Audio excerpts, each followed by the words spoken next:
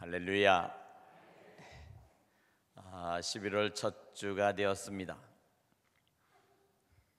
저 들녘에는 이제 가을 거지가 다 끝나가고 있습니다. 농부들이 봄에 여름에 뿌렸던 씨앗들을 다 거두고 이제 마지막 추수의 계절이 되었습니다. 오늘 우리가 이렇게 요 앞에 이렇게 쌀을 이렇게 쌓아놨습니다. 각 셀에서부터 헌금으로 이렇게 쌀을 이렇게 우리가 구입했는데, 이제 이 쌀은 우리 성도 중에서 꼭 필요하고 도와드려야 될 노부모님들과 어려운 가정들에게 배달이 될 것입니다. 사람이 살다 보면 언제나 우리는 우리의 모든 것들이 늘 좋아지는 것은 아닙니다. 인생의 삶은 모든 것들이 굴곡이 있죠.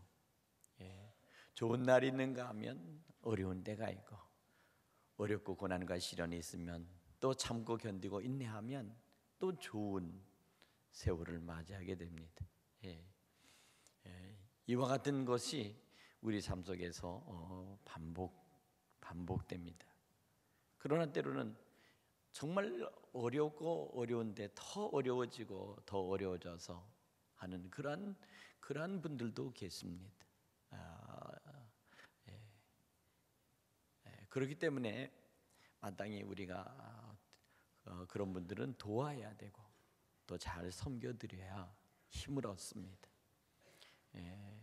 자본주의의 배단은 돈 있는 사람은 더욱 부자되고 가난한 사람들은 더욱 가난하게 된다는 것이, 이것이 자본주의의 배단이기도 하죠.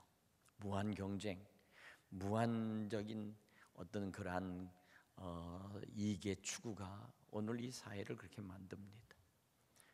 그렇다고 해서 모든 사람들에게 다 똑같이 나눠주다 보면 나중에 다 또 가난하고 못 살게 되어버립니다. 그것 또한 배단이 됩니다. 어느 것이든 모든 것을 완벽하게 할 수는 없지만, 그러나 그 모든 것 가운데서 우리는 우리의 어려운 이웃들을 언제나 생각하고 그들을 위해서 무엇을 내가 손을 내밀까 하는 그런 마음을 가지고 살다 보면 우리 서로가 우리가 한 가족이요 한 형제라는 사실을 알게 되는 것이죠. 오늘 이 추수 감사주일은 바로 그와 같은 일들 가운데 한 해 동안 내게 하나님께서 무엇을 주시고 나와 어떻게 하셨나, 내가 정말 하나님 앞에 감사할 수 있는 것이 무엇일까 하는 것을 한번 생각해 보는 것입니다. 종교개혁자 마틴 루터는 기독교인과 비기독교인 이 사람들이 구별할 수 있는 결정적인 기준이 무엇일까? 그것은 지나간 일들에 대해서 감사할 줄 아느냐 모르느냐, 이것이다 이렇게 얘기했습니다. 그러나 또 엄격히 한번 생각해 보면 비그리스도인이라고 해서 그들의 삶 속에 감사가 없는 것은 아닙니다. 그럼 뭐가 다르냐? 바로 이 다른 점은 이겁니다. 내가 얼마나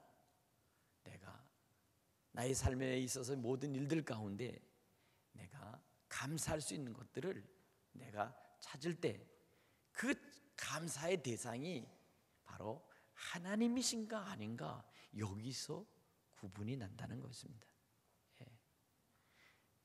세상 사람들, 예수를 믿지 않는 사람들은 감사할 수 있는 그것은 여러 가지의 자기에게 도움을 준 부모나 아니면 여러 가지 일들이 있고 거기에 대한 세상에 대한 감사하지만, 믿음의 성도들과 하나님의 자녀는 내가 감사할 수 있는 전적인 것은 오직 전능하신 하나님, 우리를 이끌어 가신 여호와 하나님께 우리는 감사한다. 이 믿음을 가지고 이 은혜의 의식을 가지고 사는 것입니다. 할렐루야. 또 한 가지 결정적인 그런 다른 점과 구별된 것은 세상에서 모든 사람들은, 비그리스도인들은 어려울 때는 때로는 원망하고 한탄하고 그리고 좌절하고 절망하지만, 오늘 믿음의 성도요, 주님을 섬기는 사람들은 어려울 때일수록, 힘들고 고난이 있을수록 전적으로 주님을 의지하고 여기까지 나의 모든 생애를 낮추시고 나를 어려운 가운데 있어도 주님 나를 사랑하시고 나와 함께 하신다는 사실을 감사하는 것입니다. 믿으십니까? 이것입니다. 어려울 때 더욱 주님을 의지하고 전적으로 주님을 신뢰하고 감사할 수 있는 이 믿음을 주셨다는 사실입니다. 오늘 사랑하는 여러분, 오늘 우리는 마땅히 감사해야 될 이유를 우리가 한번 찾아볼 때, 감사는 먼 곳에 있는 것이 아니라 감사할 수 있는 가장 좋은, 그리고 감사해야 될 대상은 가장 자기 가까이 있다는 사실을 믿으시기 바랍니다. 자, 옆에 있는 분 옆을 보면서 당신 옆에 있어서 참 감사합니다, 이렇게 한번 말씀을 한번 해보세요.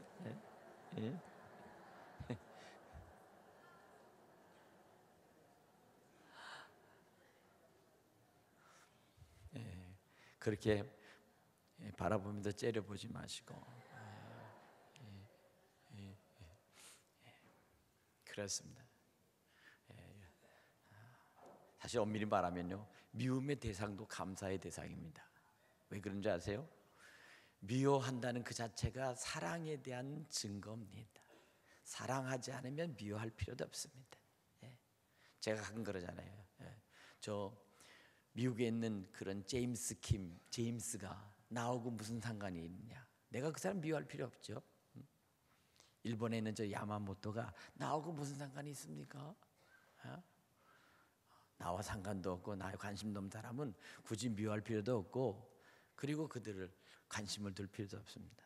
그러나 왠지 껄쩍지근하고 왠지 뭔가 마음에 걸리고 늘 나를 괴롭혀도 그 사람은 반드시 나와의 사이에서 어떤 관계성이 있습니다. 어떤 관계성이 있냐? 다른 것 아닙니다. 사랑의 관계성이 있습니다. 사랑의 관계성. 그것 때문에 미워하고, 그것 때문에 마음에 걸리고, 그것 때문에 가슴앓이 하는 겁니다. 그렇기 때문에 하나님께서 저들의 마음을 바꿔주시고 서로의 좋은 관계로 변화될 때 비로소 그때 살맛이 나는 겁니다. 행복한 겁니다. 그래서 서로가 하나가 되는 거죠. 오늘은 사랑하는 여러분, 오늘 우리가 하나님 앞에 마땅히 감사할 것은 오늘 본문에 보면 네 가지라고 말씀합니다. 네 가지. 첫째는 오늘 고린도서 2장 7절에 보면 만세 전에 우리를 택하셨다 이렇게 말씀하시고, 에베소 1장에도 보면 창세 전에 택하셨다 라고 그렇게 말씀하십니다. 오늘 본문에는 처음부터 택하셨다 이렇게 말씀합니다. 하나님이 나를 택하셨다는 것입니다. 하나님 안에서 내가, 주님께서 나를 점 찍었다는 말입니다. 점을 찍었다. 마음에 두셨다. 혹시 오늘 여기 처음 방문하신 분 있으면 한번 손을 좀 살짝 들어보세요. 나 오늘 처음 나왔습니다. 들어보세요. 자, 여러분들을 진심으로 환영하고 축복합니다. 왜요? 오늘 여러분들 여기 와셨는지에 대해서는 여러분 스스로 잘 모를 거예요. 그러나 우리는 여러분들을 위해서 기도하면서 나올 수 있도록 그렇게 계속해서 제가 우리 성도님들을 충동질을 했습니다. 데리고 오라고, 기도하고 모시고 오라고. 결코 그것이 우연히 온 것 같아도 우연히 온 것이 아닙니다. 제가 여러분을 오라고 하기 전에 하나님이 여러분들을 택하셨다는 사실을 여러분 믿으시기 바랍니다. 중요한 것은 그것입니다. 하나님의 은혜와 하나님께서 섭리하셔서 나를 부르셨다는 사실을 우리가 다시 한번 생각하면 이게 바로 얼마나 큰 은혜고 축복인가 하는 것입니다. 세상에 만일 대통령이 불러서 오라고 하면 청와대 간다면 아마 새벽부터 목욕제게 하고 좋은 옷 입고 잠도 안 와가지고 밤새도록 가서 내가 이 손을 내밀까 저 손을 내밀까 내가 어떻게 해야 될까 별의별 고민을 다 할 거예요. 그죠? 예. 대통령이 불러도 아마 그럴 거예요. 예. 누구나 아마 그럴 겁니다. 한번 생각해 볼 겁니다. 예. 예. 여자 같으면 미용실 가고 막 머리도 만지고 예. 얼굴도 막 얼굴에다가도 막 이쁘게 하고 막 그렇게 하여튼 그렇게 할 거예요. 그런데 생각해 보세요. 전능하신 하나님은 온 우주의 주인이시며 모든 왕의 왕이 되시고 모든 저 지위에 있는 대통령, 수상 그 모든 그 위에 바로 그들의 주인이 되시는 분입니다. 그분이 나를 오늘 불러주셨다. 나를 택하고 불러주셨다. 이거 정말 보통 큰 일이 아닙니다. 어마어마한 일입니다.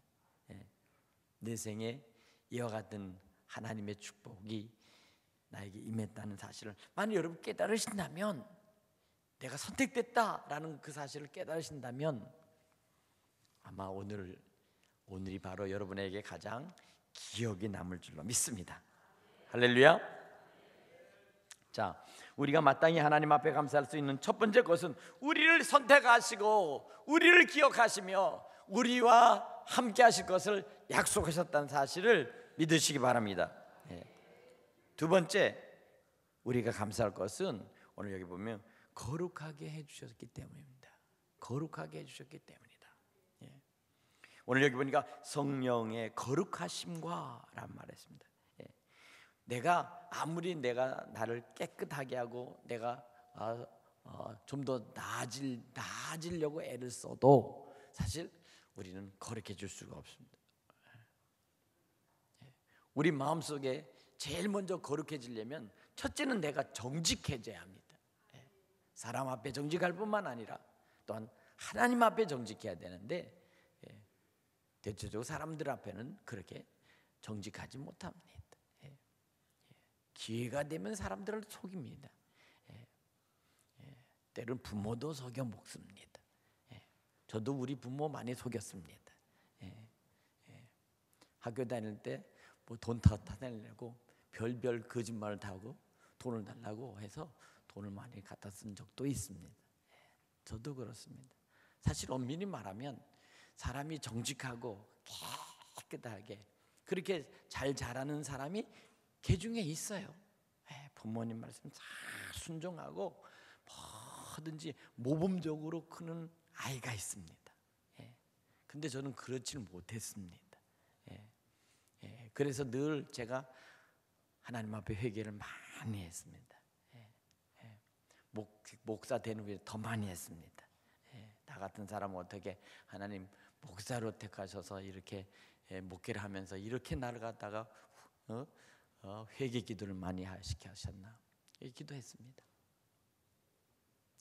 엄밀히 말하면 죄가 없고 모든 것들이 온전하고 모든 것들이 퍼펙트하게 그렇게 정말 그렇게 할 수 있는 그러한 것을 거룩이라고 한다면 사실 인간의 기준으로 인해서 거룩하다는 그 기준을 가질 수 있는 사람들이 몇이나 되겠어요? 그런데 놀라운 사실은 오늘 여기 보니 성경에 보면 성령의 거룩하게 하심으로 이렇게 말합니다. 그러니까 하나님의 성령이 우리 마음을 순수하고 우리 마음을 깨끗하고 우리 마음에 티 없이 만들어서 하나님 앞에 예배드릴 때 우리를 하나님 앞에서 온전하게 드릴 수 있도록 그렇게 우리를 바꿔주신다는 거예요. 할렐루야. 예배드릴 때도 여전히 여러분 마음속에 독한 마음을 품으십니까? 예배를 드리면서도 내가 오늘 어떤 놈 반드시 내가 죽일 거야 이런 독한 마음을 먹으십니까? 그건 아니잖아요. 적어도 이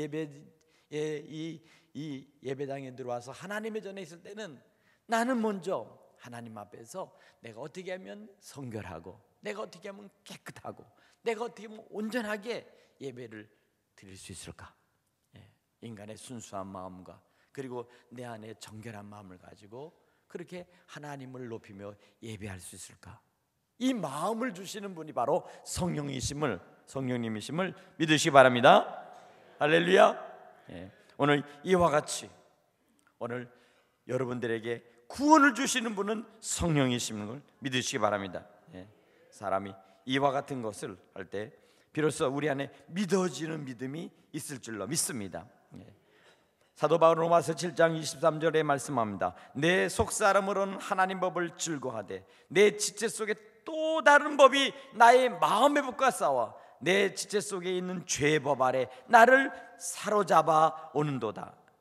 오라 나는 곤고한 사람이라 이 사망의 몸에서 누가 나를 건져내랴. 누가 나를 건져내랴. 끊임없이 사람 나의 안에 생명의 법, 참된 하나님의 그 진리의 법 앞에 서고 싶지만 그러나 또 내 안에 죄의 욕망과 죄의 속성과 그리고 나를 갖다가 끌어가는 그런 것들이 나를 갖다 끊임없이 죄를 짓도록 나를 유혹한다는 거예요. 유혹한다는 거예요. 근데 언제나 두 마음이 있습니다. 두 마음. 이 두 마음이 내 안에서 서로 충돌하고 싸웁니다.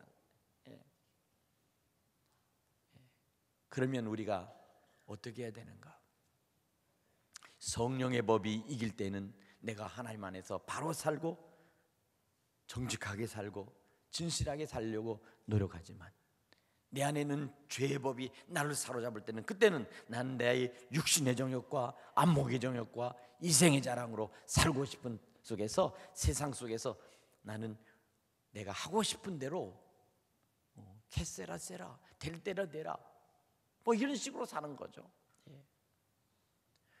오늘 그러나 한 가지 분명한 사실은 무엇입니까? 내가 예수 그리스도 우리 주 예수 그리스도를 내가 비로소 내가 알고 내가 그 주님을 내가 믿는 순간부터 비로소 죄의 법을 누르고 성령의 법이 나를 지배한다는 사실을 여러분 믿으시기 바랍니다. 할렐루야. 이것입니다. 이것을 우리는 은혜라고 합니다. 성령의 법에 지배되는 것, 이것을 바로 하나님이 나를 이제 택하시고 나를 이끌어 가시는 증거가 되는 것입니다. 서서히 죄의 법에서부터 멀어져 성령의 법으로 가까이 점점점 나가는 것입니다. 이것을 우리는 성화의 과정이다 이렇게 말합니다. 성화, 점점 거룩하여진다 이렇게 말씀합니다. 어느 날 갑자기 내가 온전히 거룩해지는 것이 아닙니다. 우리는 거룩하여져 가는 것입니다. 할렐루야. 저 감나무에 있는 감이 맨 처음에 이럴 때는 시퍼런 땡감입니다. 한번 혹시라도 해가지고 해서 그거 한번 베어 물면 입에 한가득 뜰분 맛이 있어서 도저히 먹을 수가 없잖아요. 그렇죠? 저희 그 뒤에도 보면 이런 대봉 큰 감나무에 그냥 감이 주렁주렁 열려 있습니다.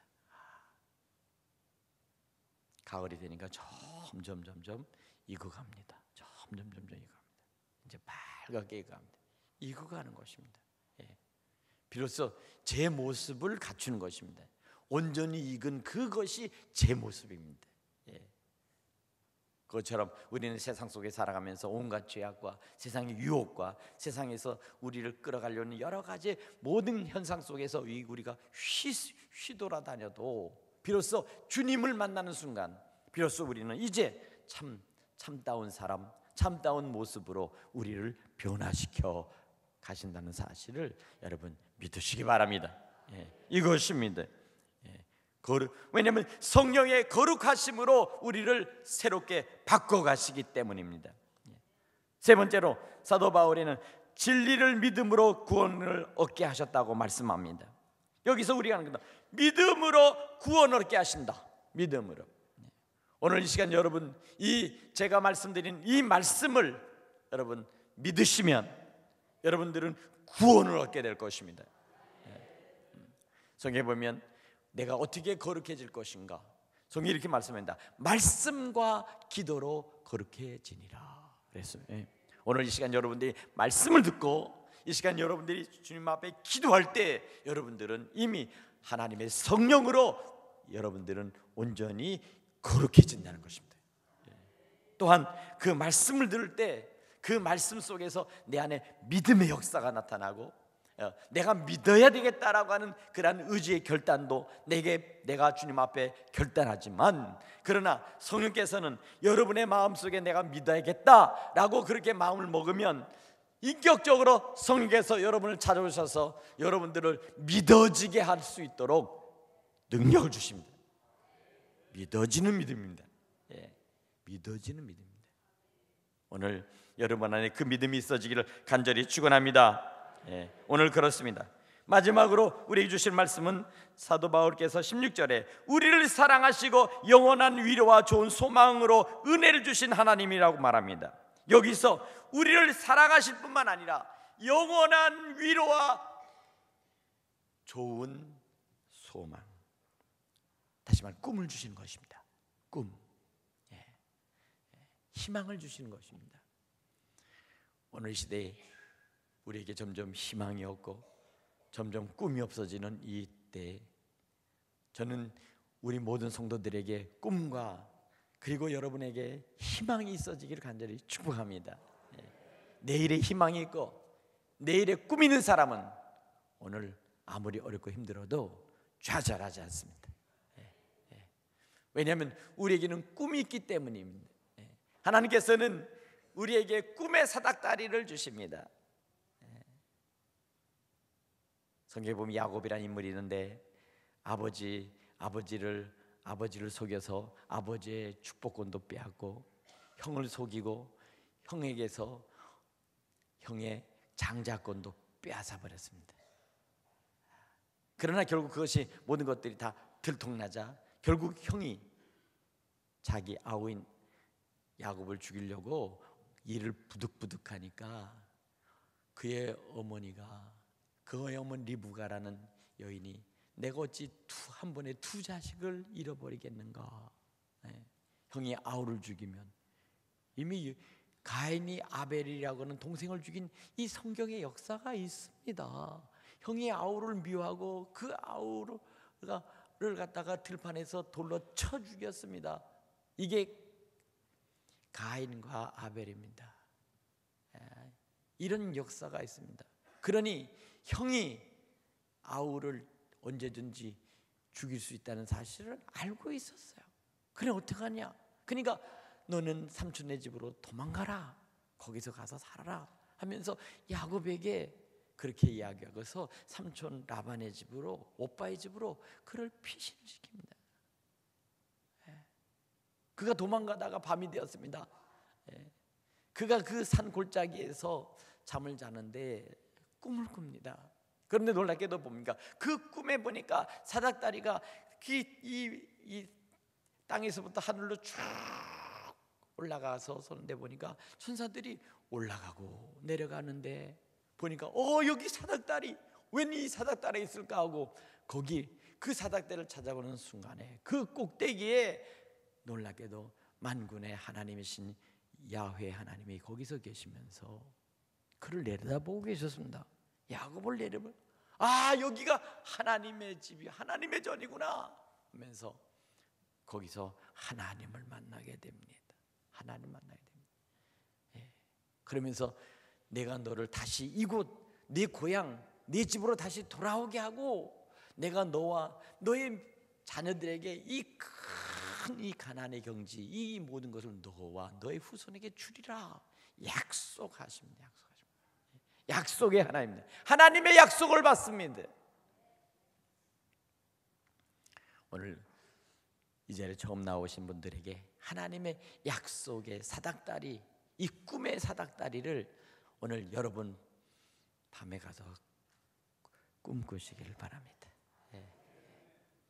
하나님의 사닥다리, 꿈의 사닥다리가 여러분 속에 나타날 수 있기를 간절히 축복합니다.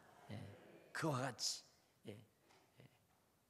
오늘 이 우리의 젊은 세대, 차세대, 미래 세대, 다음 세대 우리의 자녀들에게도 이 꿈의 사닥다리가 저들에게 다 열려져서 저들이 하늘로 위로 더 높은 곳으로 올라갈 수 있기를 간절히 축원합니다. 이 나라와 이 민족에게 우리에게 주신 이 생명의 복음으로 오늘 이 나라와 이 땅이 이와 같이 이 대한민국이 축복받았습니다. 이제는 우리의 자녀들의 세대에 또한 그와 같은 축복의 역사가 이루어질 수 있도록 우리가 하나님 앞에 간절히 기도해야 되겠습니다. 사랑하는 여러분, 오늘 하나님은 우리에게 이와 같이 우리를 사랑하시고 영원한 위로와 좋은 소망으로 은혜를 주신다고 말씀하고 있습니다. 좋은 영원한 위로와 좋은 소망, 위로의 하나님이시며 소망을 주시는 하나님이심을 믿으시기 바랍니다. 오늘 이와 같은 은혜가 오늘 여러분들에게 있어져서 하나님께 영광을 돌릴 수 있기를 간절히 축복합니다. 할렐루야. 재밌는 얘기가 있습니다. 예전에 유대인들이 이제 이 히틀러에 의해서 이제 저들이 감옥에 gat혔습니다. 감옥에 갇혔습니다. 독일의 포로 수용소에 갇혔습니다. 그때 코리템분이라고 하는 유대인이 그가 나중에 살아나서 훗날에 그가 책을 썼습니다. 그 책 제목이 뭐냐면요, 히든 플레이스, 히딩 플레이스, 숨은 장소였어. 숨은 장소.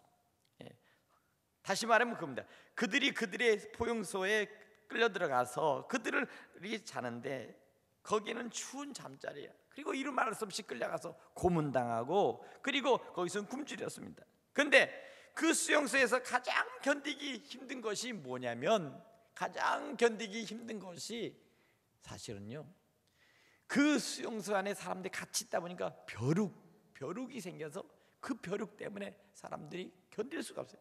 온몸을 긁어대는데 견딜 수가 없었습니다. 제일 견디기 힘든 것이 바로 그 벼룩대였습니다. 그런 속에서 몇몇이 몰래 성경 공부를 했습니다. 공부가 시작됐습니다. 기도회가 시작됐습니다. 그런데 이 사람이 데살로니가에 있는 말씀을 보다가 보니까 이런 말씀이 있습니다. 범사에 감사하라 라는 말씀이 있습니다. 근데 그는 생각했어요. 도대체 이 속에서 어떻게 내가 감사할 수 있겠는가? 이 포로 수용소에서 끊임없이 사람들은 가스실로 실려 들어가서 죽어버리고 하는 이 속에서 아직 살아있지만 내가 어떻게 범사에 감사할 수 있겠는가? 그런데 어느 날 감방에 이 감방을 감시하던 병사들이 자기끼리 하는 얘기를 들었습니다. 그 얘기는 뭐냐 이겁니다. 감방 안에 벼룩대가 많아서 나 정말 들어가기가 끔찍하다. 나 오늘도 들어가려고 했는데 안 들어갔다. 들어간다고 거짓으로 그냥 쓰기만 했다. 이렇게 그들이 얘기를 하더라는 거예요. 그리고 그들은 그냥 밖에서 슬슬 돌아다니면서 지키는 신용만 했습니다. 그 순간 이 벼룩대 때문에 원망하고 불평하는 그들이 하나님, 벼룩을 보내주신 하나님 감사합니다. 이렇게 기도했습니다. 그리고 거기서 그들은 그 어려운 속에서 견디고 나다가 드디어 그 포로 수용소에서 해방을 맞게 된 것입니다. 할렐루야. 그것입니다. 하나님의 사랑은 때로는 궁극적으로 우리가 이해할 수 없고 우리가 상상할 수 없는 그 속에, 때로는 고난 속에 하나님은 놀랍게도 우리를 사랑하시며 우리를 지켜주신다는 사실을 여러분 믿으시기 바랍니다. 오늘 우리는 어떠한 절망과 어떠한 좌절과 그리고 어떠한 고통이 온다 할지라도 우리는 그 모든 속에서 감사의 조건을 찾지 못해도 내가 무엇을 감사하란 말인가 라고 반문한다 할지라도, 그러나 우리는 그 속에 하나님께서는 감사의 조건을 만들고 계시다는 사실을 여러분 믿으시기 바랍니다. 감사의 열매를 그 안에서 만들고 계시다는 것입니다. 그렇기 때문에 우리는 오늘 우리 주신 말씀 통해서 우리가 마땅히 감사해야 된다는 것입니다. 마땅히. 오늘 우리에게 주신 이 말씀을 통해서 다시 한번 우리를 택하여 주시며 우리를 거룩하게 해주시며 또한 우리를 믿음으로 구원해 주실 뿐만 아니라 우리에게 위로와 소망의 은혜를 주시는 하나님, 우리 주님을 우리가 마땅히 감사해야 될 줄로 믿습니다. 오늘 여기 처음 오신 사랑하는 모든 분들에게도 오늘 여러분들의 마음속에, 그리고 여러분의 가족, 그리고 여러분이 하는 모든 직장과 일터 위에 놀라운 하나님께서 사랑하시는, 축복하시는 그 은혜가 있어. 그때 내가 거기 교회 가기를 잘했다, 이렇게 하나님 앞에 감사한다, 이런 마음과 감사가 있어지기를 간절히 축복합니다. 기도하겠습니다.